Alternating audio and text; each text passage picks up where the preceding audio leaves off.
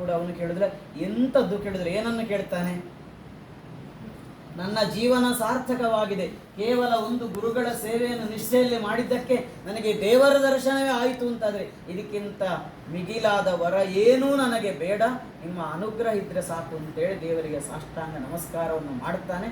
ಈ ವಿಷಯವನ್ನು ಹೇಳಲಿಕ್ಕಾಗಿ ಗುರುಗಳಲ್ಲಿ ಹೋಗ್ತಾನೆ, ಗುರುಗಳಲ್ಲಿ ಪ್ರಾರ್ಥನೆಯನ್ನು ಮಾಡ್ತಾನೆ. ನಿಮ್ಮ ಸೇವೆಯನ್ನು ಮಾಡಿ ಶಿವದರ್ಶನವಾಯಿತು, ವಿಷ್ಣು ದರ್ಶನವಾಯಿತು, ನಿಮ್ಮ ಅನುಗ್ರಹವೂ ಇರಲಿ ಅಂತೇಳಿ ಅವರ ಪಾದಗಳಿಗೆ ಸಾಷ್ಟಾಂಗ ನಮಸ್ಕಾರವನ್ನು ಮಾಡಿ ಕಣ್ಣು ಬಿಡ್ತಾನೆ. ಏನಾಯಿತು? ಗುರುಗಳು ಮೊದಲಿನ ಹಾಗೆ ಆಗಿದ್ದಾರೆ, ಗುರುಗಳಿಗೆ ಕಣ್ಣು ಬಂತು, ಮೊದಲಿನ ಹಾಗೆ ಆರೋಗ್ಯಯುತವಾಗಿ ಆಗಿದ್ದಾರೆ. ಹಾಗಾಗಿ ಒಬ್ಬ ಶಿಷ್ಯನ ಗುರು ಸೇವೆಯಿಂದ ಏನಾಯಿತು? ಅವನಿಗೆ ದೇವರ ಆಶೀರ್ವಾದವೂ ಆಯಿತು, ಗುರುಗಳಿಗೆ ಆರೋಗ್ಯವೂ ಸಿಕ್ಕಿತು.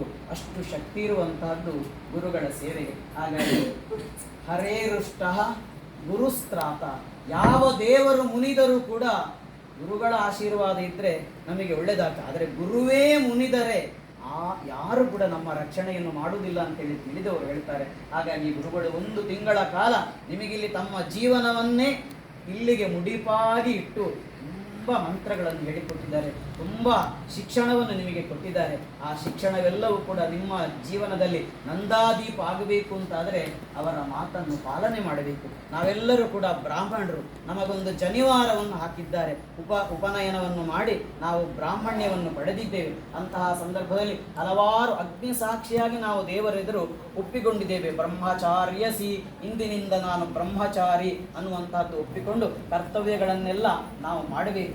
ಬ್ರಾಹ್ಮಣನನ್ನು ಒಂದು ಮರಕ್ಕೆ ಹೋಲಿಸಿದ್ದಾರೆ. ನಾವೆಲ್ಲ ಏನು ಸನಾತನ ಧರ್ಮದ ದೊಡ್ಡ ದೊಡ್ಡ ವೃಕ್ಷಗಳು. ನಾವು ಈ ವೃಕ್ಷ ಉಳಿಬೇಕು ಅಂತಾದರೆ ಈ ವೃಕ್ಷವನ್ನು ರಕ್ಷಣೆ ಮಾಡುವಂತಹ ಜವಾಬ್ದಾರಿ ನಮಗೆ ಉಂಟು. ವೃಕ್ಷದ ರಕ್ಷಣೆ ಹೇಗೆ? ಮರಗಳನ್ನು ಗಿಡಗಳನ್ನು ರಕ್ಷಣೆ ಮಾಡುವುದು ಹೇಗೆ? ಹೇಗೆ ರಕ್ಷಣೆ ಮಾಡೋದು?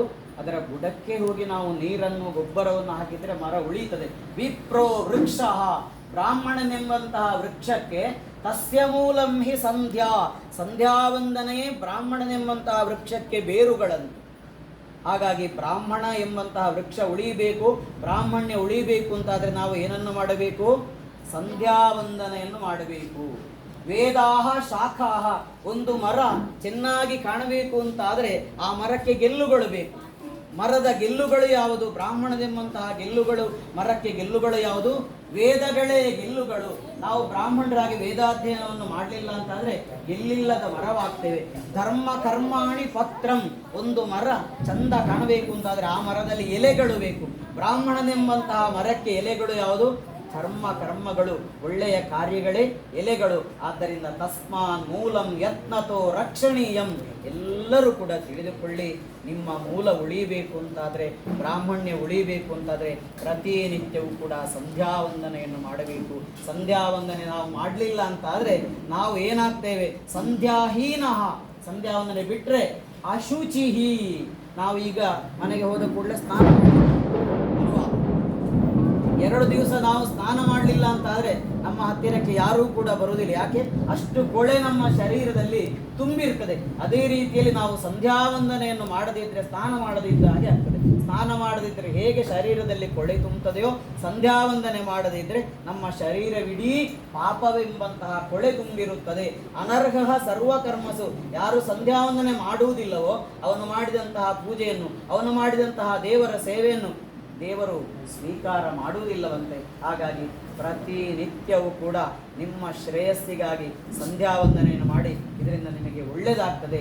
ಗಾಯಂತಂತ್ರಾಯಸೆ, ಯಾರು ಸಂಧ್ಯಾವಂದನೆಯನ್ನು ಮಾಡಿ ಗಾಯತ್ರಿ ಜಪವನ್ನು ಮಾಡುತ್ತಾರೆ ಅವರನ್ನು ಗಾಯತ್ರಿ ದೇವಿಯೇ ರಕ್ಷಣೆ ಮಾಡ್ತಾರೆ.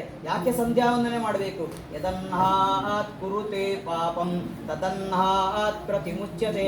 ಹಗಲಿನಲ್ಲಿ ಮಾಡಿದ ಪಾಪಗಳೆಲ್ಲ ಹಗಲಿನಲ್ಲಿಯೇ ಪರಿಹಾರ ಆಗ್ತದೆ, ರಾತ್ರಿಯಲ್ಲಿ ಮಾಡಿದ ಪಾಪ ರಾತ್ರಿಯೇ ಪರಿಹಾರ ಆಗ್ತದೆ.